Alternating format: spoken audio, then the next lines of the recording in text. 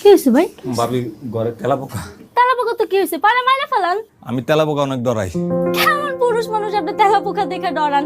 এই যে আপনার তেলাপোকা মাইরা দিছি, ঘরে যান। ভাবি পরে তেলাপোকা দেখলে কিন্তু আপনারা ডাক। আগে বাজার থেকে তেলাপোকা মরার ওষুধ কিনে আনেন, তারপর যদি না হয় আমি দেখতেছি। এরপর ঘর থেকে বাইরানোর সময় ঢোকার সময় খেয়াল করতাম ভাবি আমার দিকে কেমনে জানি তাকাইয়া থাকে। তার তাকানোর মধ্যে কিছু যে একটা আছে, কিছু যে একটা বলতে চায়, সেইটা আমি অনেক দিন চিন্তা ভাবনা করে বুঝছি। বাসায় ফেরার সময় আমার জন্য কিছু ফল নিয়ে আসতে পারবেন? আপনার ভাই তো রাতে কাজ, সারা রাত ডিউটি করে আর সারা দিন ঘুমায়।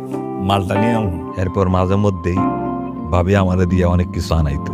রাতের বেলা জিনিসপত্র দেওয়ার সুযোগে আমি তার লগে কথা কইতাম। অবশ্য সেও আমার এই সুযোগটা দিত।